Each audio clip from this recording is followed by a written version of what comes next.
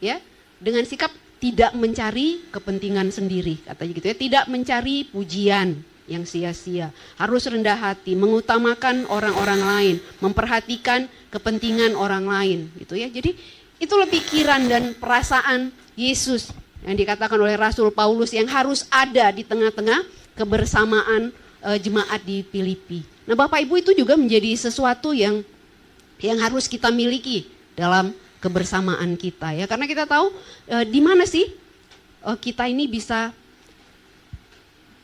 mengaplikasikan ya, apa yang kita pelajari dari Tuhan. Yang pertama-tama tentu di dalam kebersamaan kita, di dalam komunitas kita sebagai orang-orang percaya ya.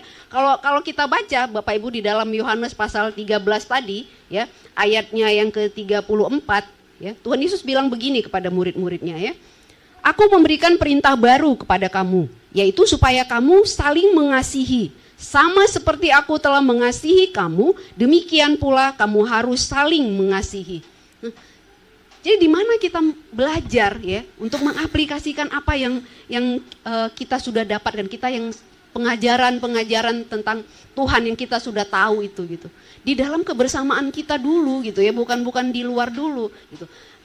Kalau kita perhatikan Bapak Ibu Saudara, nih ayat yang ke-34 itu ya, agak menarik itu buat kita. Karena katanya begini, aku memberikan perintah baru kepadamu ya, yaitu supaya kamu saling mengasihi sama seperti aku telah mengasihi kamu. Nah, Yesus bilang tuh perintah baru gitu. Makanya saya berpikir ya, lah memang perintah mengasihi itu baru? Enggak kan?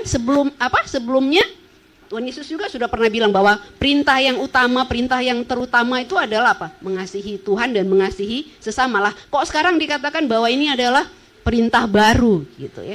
Dan kemudian ternyata baru karena apa Bapak Ibu ya?